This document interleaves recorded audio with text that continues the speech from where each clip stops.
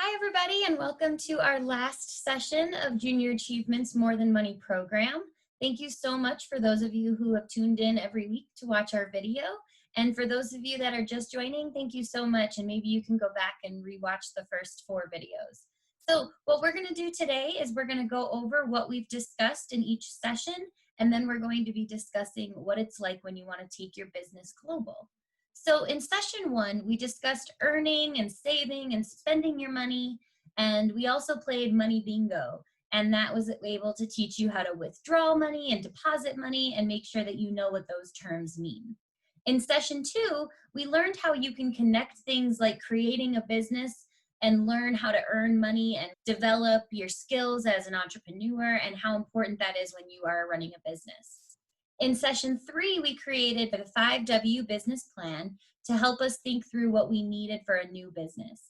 And that helps you when you're talking about your startup costs and understanding all of the things you need to do in order to start your business.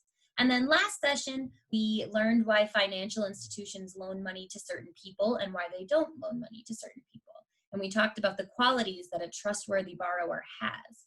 And so for this week's session, we are going to explore reasons why businesses import and export goods, and we'll describe the economic considerations related to selling in a global market. And so global connections affect daily life and people everywhere. Advances in technology have made it possible to work and do business all around the world, and new businesses play a huge role in everyday life. And so we're going to grab our materials. We're going to need our session 5 flyer that looks like this and a pencil. So while you're gathering those materials, you can either pause the video or you can grab them really quick, and then I'm going to keep going with our vocabulary words for this week. So the first vocabulary word we're going to talk about is the word trade. So trade is the act of buying, selling, or exchanging goods or services. So I want you to think about whenever you have been maybe sitting at a lunch table and maybe you have carrots and your friend has applesauce, and you and your friend are going to trade, and you think that it's an even trade because you want that and they want that. So that's what trading is all about. But when you think about it on a bigger scale, let's think, for example, that we are a country and we have extra grain. So the grain meaning things that you would make with wheat, and it helps you make food. So you have extra grain in your country, but you don't have enough fuel to heat and power the homes and the cars of the people that live in your country. So what might a country do? So a country with extra grain could contact a country that has extra fuel and say, I'll give you grain if you give me fuel. So that's how trade works. The second vocabulary word we're going to talk about is the word import. So import, I always think about it as it's like in-port because it's coming into your country. So import means to buy goods or services from other countries. And then you have the word export. Export means to sell goods or services to other countries. It's exiting your country. So that's an export. So that's the difference between an import and an export. So what we're going to do next is I would like you to go to your session 5 flyer, and let's take a look at our comic we have on the front. So we have Global Guy, and he says, I want to grow my business. It's time to go global. Then Ida Idea said, would people in other countries like my treats? Ernie the Earner says, people around the world like different things. Showhouse says, know your customer. Good advertising depends on it.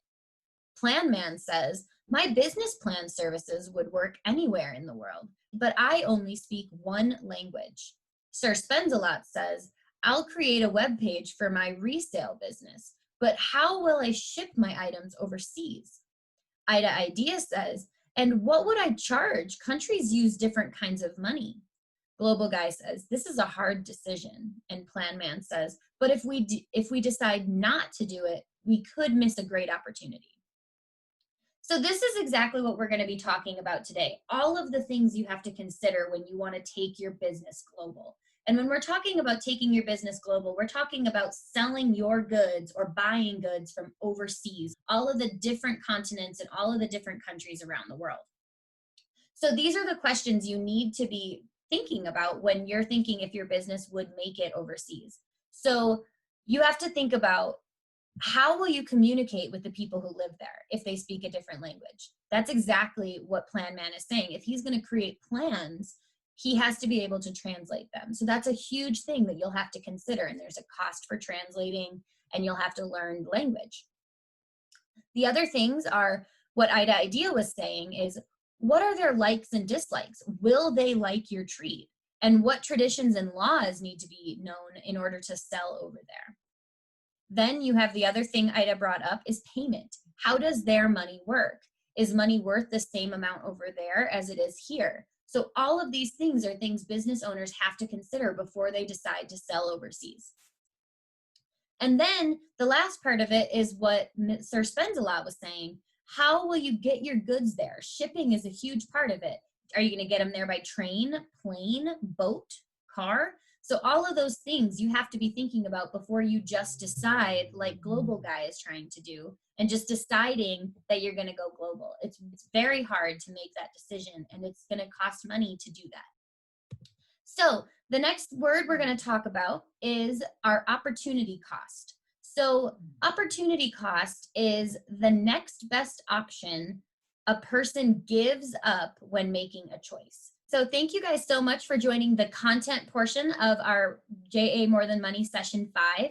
We're going to continue to part 2, where we're going to look into where importing and exporting goods comes from, and then we'll be using our session 5 flyer. So go ahead and continue on to part 2, and I'll see you in a minute.